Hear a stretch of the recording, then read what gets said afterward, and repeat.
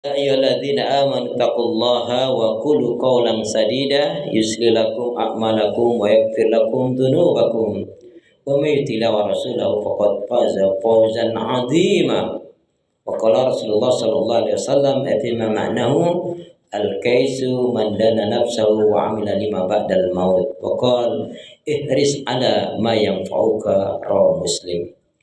Saudaraku seiman, hamba Allah yang cinta pada kebaikan dan kebenaran, yang selalu mengharapkan keridhaan Allah Subhanahu wa taala. Syukur alhamdulillah hingga hari ini Allah Subhanahu wa taala masih memberi kita kekuatan, kesehatan, kesempatan, ilmu, umur, waktu, rezeki, nikmat yang besar dan nikmat yang terbesar, terutama ditakdirkannya kita oleh Allah dalam Islam dan iman. Dan ini adalah tiket awal untuk menuju surganya Allah Subhanahu wa taala, sebagaimana Allah nyatakan di dalam firman-Nya, a'udzubillahi minasyaitonir rajim, wassalamu ala manittaba'al huda. Wassalamu ala manittaba'al huda. Keselamatan itu Allah akan curahkan, limpahkan, berikan bagi orang-orang yang mengikuti petunjuk hidayah Allah Subhanahu wa taala. Terdapat di dalam surat Thaha, surat yang ke-20 ayat yang ke-47. Karena itu jamaah sekalian, pastikan semua kegiatan aktivitas yang kita lakukan niatkan betul-betul untuk ibadah kepada Allah Subhanahu wa taala. Karena hidup dan kehidupan ini tidak ada arti dan nilainya kecuali betul-betul kita gunakan untuk ibadah kepada Allah. Wa ma khalaqtul jinna wal insa illa liya'budun. Tidaklah kuciptakan jin dan manusia, kata Allah, melainkan hanya untuk beribadah kepada Allah Subhanahu wa taala. Karena itu doa pinta kita semoga hati, iman, ibadah, akhlak, dan ilmu yang Allah berikan kepada kita hendaknya menjadikan kita bisa lebih baik daripada hari-hari sebelumnya. Bisa memberikan manfaat yang banyak pula untuk diri, keluarga, dan orang lain. Dan insya Allah dengan semangat fastabiqul khairat, lomba-lomba di banyak kebaikan, dan dengan istiqomah insya Allah pun kalau mati husnul khatimah. Amin ya rabbal alamin. Dengan menyebut asma Allah yang maha pengasih lagi maha penyayang, yang tiada ilah yang diibadai dengan benar kecuali hanya Allah Subhanahu wa taala.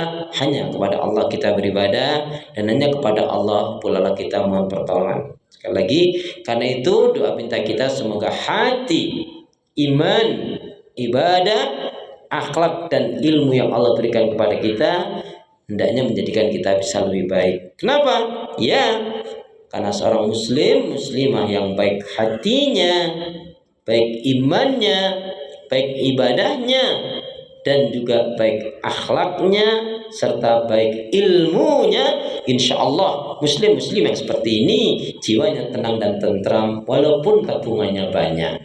Amin ya rabbal. Jadi kalau mau tabungannya banyak, baikin hati, baikin iman, baikin ibadah, baikin akhlak dan ilmu. Salawat dan salam semoga Allah selalu curahkan, limpahkan pada Nabi kita Muhammad sallallahu alaihi wasallam yang telah menyampaikan, mengajarkan Islam dengan sempurna rahmatan lil alamin. Jamaah sehat semua? Ibadahnya lancar? Alhamdulillah. Tambah sabar, makin bersyukur, makin lembut hatinya, harmonis rumah tangganya, insya Allah pun putra putrinya makin baik, solih solihah. Amin ya Rabbal. Jamaah sekalian, tema kita hari ini adalah yaitu rahasia kematian dan target setan. Jadi kalau rahasia kematian memang Allah yang merahasiakan, tidak ada yang tahu, bahkan para nabi dan rasul pun tidak diberitahu kapan ajal kematian itu datang. Allah Subhanahu wa taala berfirman, a'udzu billahi minasyaitonir rajim. Kullu nafsin dha'iqatul maut. Wa innama tuwaffawna ujurakum yaumal qiyamah. Faman zuziya 'anil nar wa udkhilal jannah faqad faz. Wa mal hayatud dunya illa mata'ul ghurur.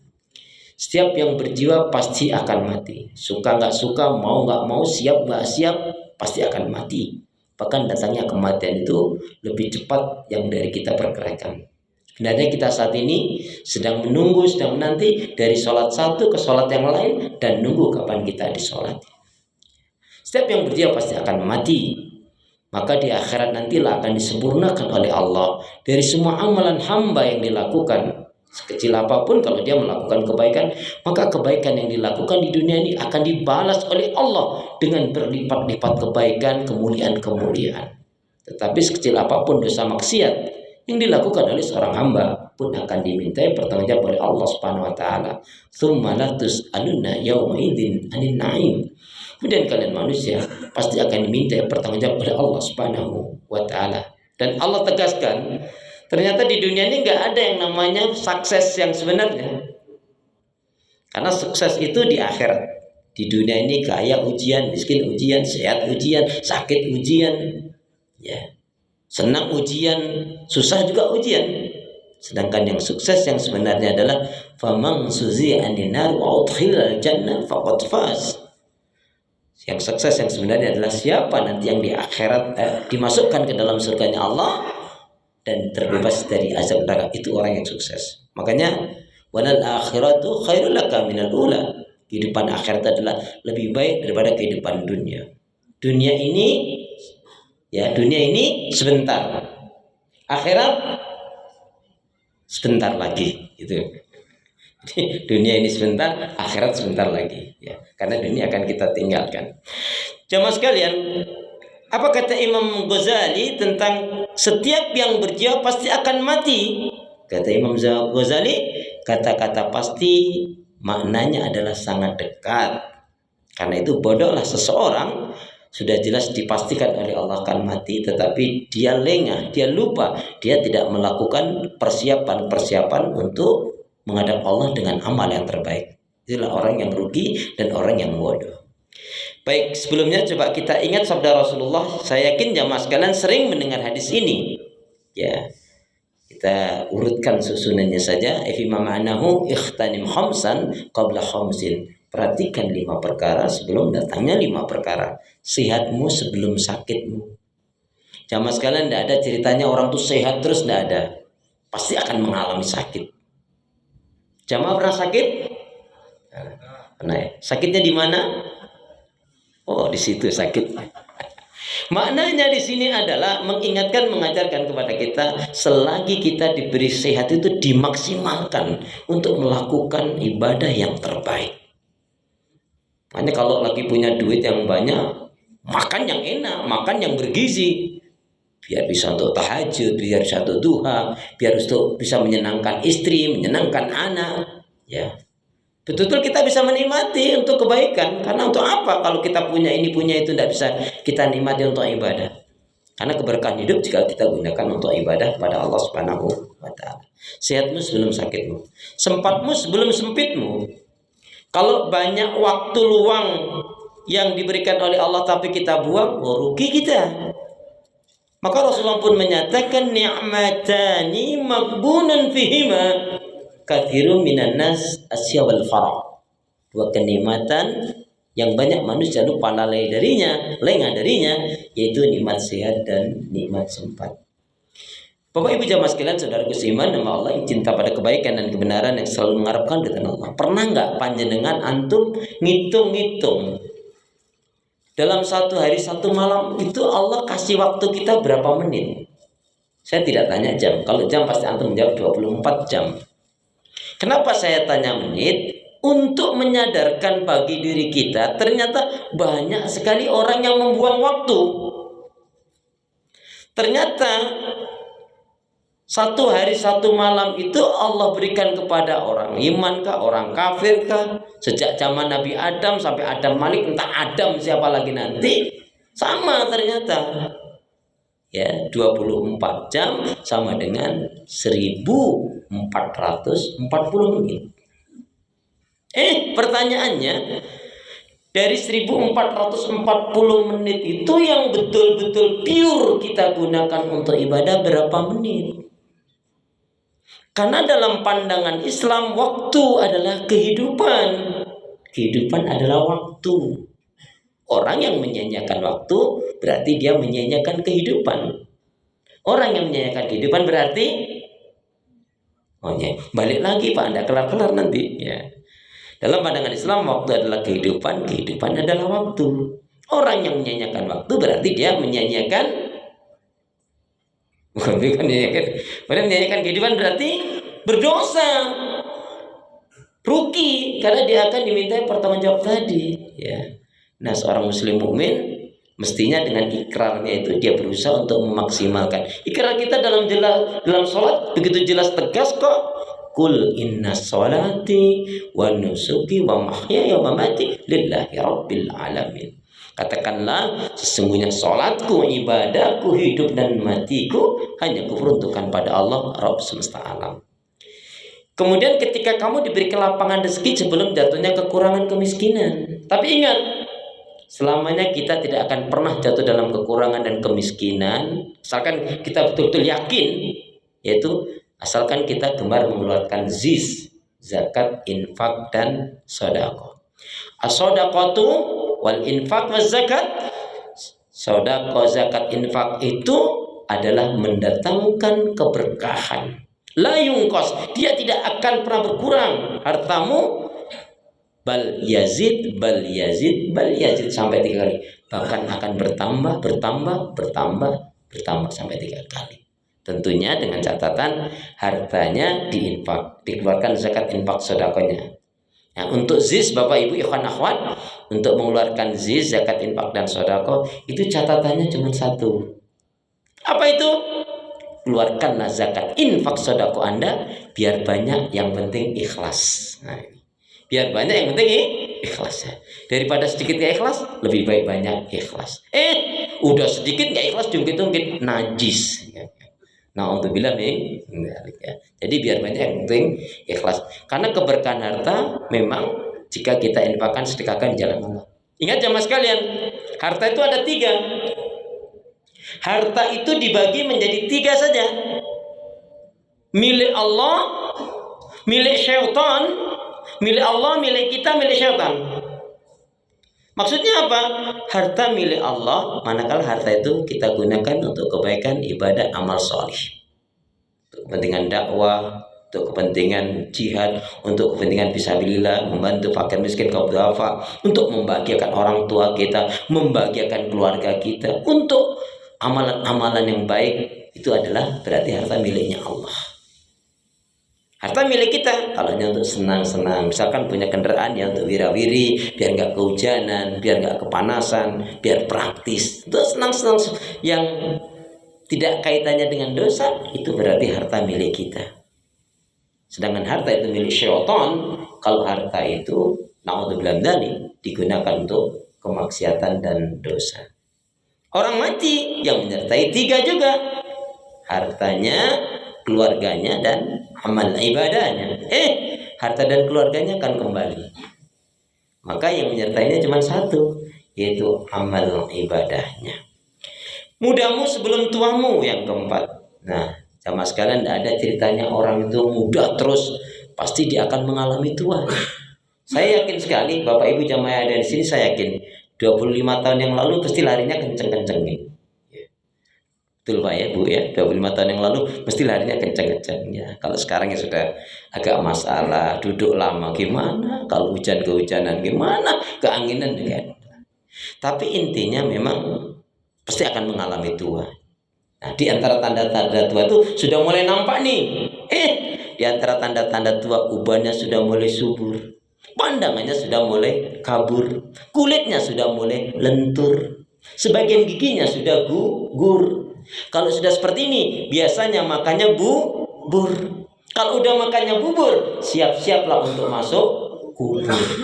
Makanya jangan takabur, tapi pandailah bersyukur. Jangan seperti eyang. Nah, itulah ya. Jadi eyangnya nggak bersyukur tuh. Nah, itu bilang mindali. Nah, yang kelima, hidupmu sebelum matimu. Pada akhirnya mati. Seperti tadi firman Allah. Kullu nafsin dha'iqatul maut. Setiap yang berjiwa pasti akan mati. Maka setiap muslim mukmin hendaknya betul-betul di mana berada dia pegang, ingat betul 2 firman Allah paling tidak. Yang pertama, wala tamutunna illa wa antum muslimun. Jangan kamu mati kecuali dalam keadaan Islam, dalam keadaan iman, dalam keadaan pasrah ibadah pada Allah. Wa'bud yang kedua tadi Ali Imran 102, dan di surat Al-Hijr surat yang ke-15 ayat yang terakhir 99, wa'bud rabbaka hatta ya'tiyakal yakin. Beribadahlah kalian kepada Allah sampai datangnya ajal kematian.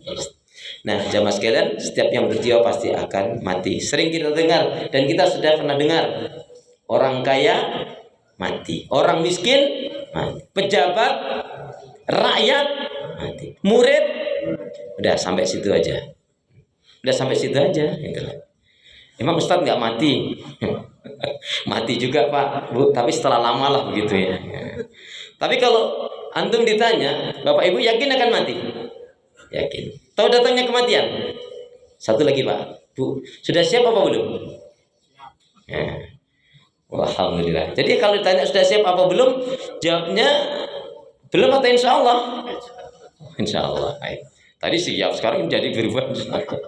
Kalau saya jamaah sekalian secara pribadi terus terang belum, betul-betul belum siap saya ya. Jadi silakan Anda yang sudah siap silakan duluan, enggak apa-apa deh. Saya tak menyiapkan diri duluan deh. Karena jenengan sudah siap tadi ya silakan duluan aja. Baik, tapi jamaah sekalian mohon maaf nih kalau saya terus terang secara pribadi, saya terus terang menolak Pak, Bu. Menolak kalau kematian berdasarkan abjad, saya nggak suka saya. Ya. Nama saya Akhlis Pak, ya. Berarti gitu. Makanya saya nggak suka kalau kematian berdasarkan abjad, nggak suka saya. Tapi ternyata alhamdulillah kematian tidak berdasarkan abjad. Ya. Buktinya Kiai Haji Zainuddin MZ. Nah, dari Z itu Pak. Ya. Tengku Zulkarnain. Nah, baik. Itu kaitannya kematian. Singkatnya semua kita harus yakin akan mati. Apa kata Rasulullah? Al-kaisu man dana nafsahu wa amila lima ba'dal maut. Fima ma'nahu. Orang yang cerdas dari mata Rasulullah adalah orang yang sadar diri. Orang yang cerdas dari imannya Rasul adalah orang yang sadar diri atau orang yang tahu akan kekurangan kesalahan dosa aibnya, kemudian dia tutup dengan kebaikan-kebaikan ibadah dan amal solih untuk kehidupan setelah kematian. Ingat ya, kehidupan yang sebenarnya adalah di akhirat nanti. Makanya Allah menyatakan wabtaghi fi ma atakallah darul akhirah wala tansa nasibaka minad dunya. Al-Qasas, surat Al-Qasas surat yang ke-28 ayat yang ke-77 Allah berfirman, dan carilah, gapailah kebahagiaan negeri akhirat, tetapi kamu jangan lupa hidupmu di dunia. Tapi jangan sampai dunia menjadikan kamu lupa. Ada prinsip yang harus kita ingat apa? Lebih baik dipaksa masuk surga daripada dibiarkan masuk neraka. Lebih baik dipaksa masuk surga daripada dibiarkan masuk neraka. Kemudian apa? Lebih baik kehilangan sesuatu karena Allah. Lebih baik kehilangan sesuatu karena Allah. Jangan sampai kehilangan Allah karena sesuatu. Na'udzubillah, tsumma na'udzubillah min dzalik. Nah, secara umum jamaah sekalian, setan ternyata punya target satu saja. Globalnya satu, tapi sebetulnya ada 5. Nanti akan kita pelajari sampai berapa dapatnya. Secara umum target setan itu satu saja, seperti yang Allah nyatakan di dalam surat Fatir. Surat Fatir, Quran saya surat yang ke-35. Sama ya? Oh sama ya, alhamdulillah ya. Jadi surat Fatir adalah surat yang ke-35. Pada ayat yang ke-6 Allah Subhanahu wa taala dalam firman-Nya Allah menyatakan, a'udzubillahi minasyaitonir rajim. Inna syaitana lakum aduwwun fattakhiduhu aduwwa. Innama yad'u hisbahu liyakunu min ashabis sa'ir. Sesungguhnya syaitan itu adalah musuh yang nyata bagi diri kalian. Karena itu pastikan, jadikanlah setan itu betul-betul sebagai musuhmu. Karena sebenarnya setan itu hanya mengajak pengikut kelompok golongannya untuk menjadi penghuni neraka yang menyala-nyala apinya. Targetnya cuma satu. Kita memahaminya alladzi. Kenapa ayatnya kok alladzi yuwaswis? Kok enggak yuwas? Kalau yuwas itu artinya setan menggoda. Tapi kok yuwaswis? Nah, itu maknanya adalah selalu menggoda. Jadi ketika seseorang dalam sakaratul maut seperti itu, dia nggak ditinggal oleh setan. Sampai yang diinginkan setan itu terwujud. Maka kalau orang itu betul-betul sudah mati, baru ditinggal. Baik, setidak-tidaknya satu poin hari ini kita akan kaji, tapi sebetulnya ada beberapa poin. Yang paling mendasar yang diinginkan oleh syaitan dalam kematian seseorang adalah agar semua manusia ini diharapkan betul-betul ditarget mati dalam keadaan syirik.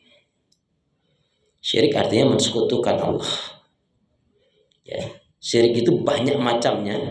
Bisa di dalam al-mahabbah, kecintaan yang berlebihan kepada selain Allah, takut yang berlebihan kepada selain Allah, bergantung meminta sesuatu, nyembah-nyembah kepada selain Allah, minta kebaikan keberkahan kepada selain Allah. Ayo kita ziarah kubur, ya wisata rohani. Saya tanya kalau begitu, mana yang lebih utama? Menziarahi kuburan orang tua kita atau menziarahi kuburan para ulama-ulama ataupun kiai? Makanya seorang ulama dengan jujurnya beliau mengatakan ketika orang banyak mengkultuskan kepada penyembahan sampai meminta-minta keberkahan kepada ulama yang sudah mati. Beliau katakan, saya lupa nama ulama ini, beliau mengatakan sesungguhnya doa seorang ibu dan ayah, doanya seorang ibu dan ayah, lebih-lebih seorang ibu yang solih-solihah, lebih dahsyat daripada doanya 100 ulama. Nggak usah jauh-jauh kita. Kuburan orang tua jarang diziarahi, kita minta kesana kesini. Padahal jelas ridallah fi ridal walidain wa suhtullah fi suhtil walidain. Jadi jamaah sekalian, target yang pertama adalah dibuat manusia ini mati dalam keadaan syirik, yaitu mensekutukan Allah. Rasul menyatakan, man mata walam yusyriku billahi syai'an dakhala jannah wa man mata yusyriku billahi syai'an dakhala an-nar. Al-Bukhari. Barang siapa yang dia mati tidak musyrik, tidak mensekutukan Allah dengan sesuatu, artinya mengesahkan, mentauhidkan Allah, dakhala jannah, maka baginya surga. Gak ada yang amin nih? Lama banget sih ya. Barang siapa yang dia mati tidak musyrik, tidak mensekutukan Allah dengan sesuatu, maka baginya surga. Amin. Tapi barang siapa yang dia mati musyrik, mensekutukan Allah dengan sesuatu, maka baginya neraka.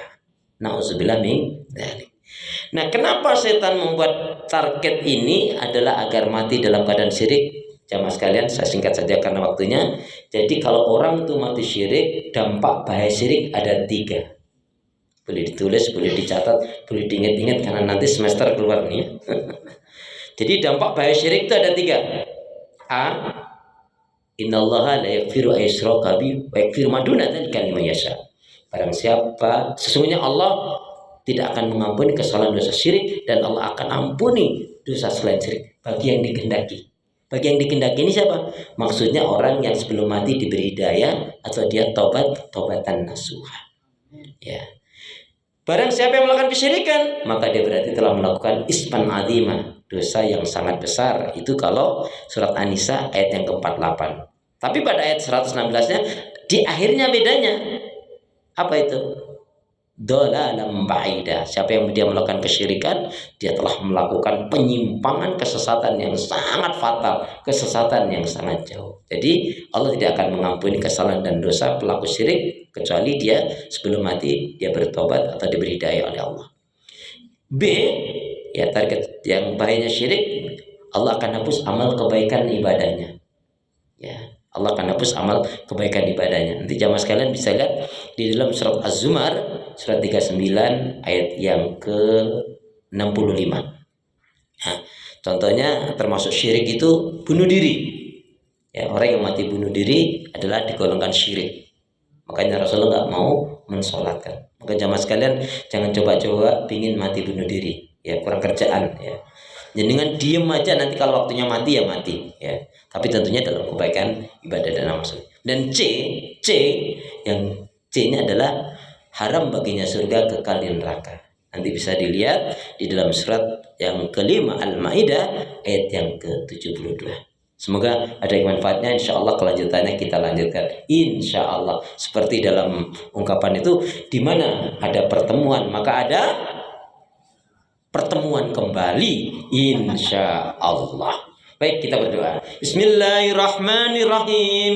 Bismillahirrahmanirrahim. Ya Allah ya Arhamar Rahimin, berilah aku hati yang bersih, pikiran yang jernih, lidah lisan yang selalu jujur, akhlak yang mulia, hidup dan mati dalam ketaatan, keimanan, ibadah, sabar, dan syukur. Allahumma khtim lana bil Islam, wahtim lana bil iman, wahtim lana bi husnil khatimah. Ya Allah, akhirilah kehidupan kami dengan Islam, dengan iman, dan dengan husnul khatimah. Amin ya rabbal alamin. Subhanakallahumma bihamdika asyhadu an la ilaha illa anta astaghfiruka wa atubu ilaik. Punya niat yang baik dan segera tunaikan, beramal soleh jangan ditunda-tunda. Ikan sepat, ikan gabus, burung iran, burung cendrawasih. Cukup sekian, terima kasih. Wassalamualaikum warahmatullahi wabarakatuh. Waalaikumsalam.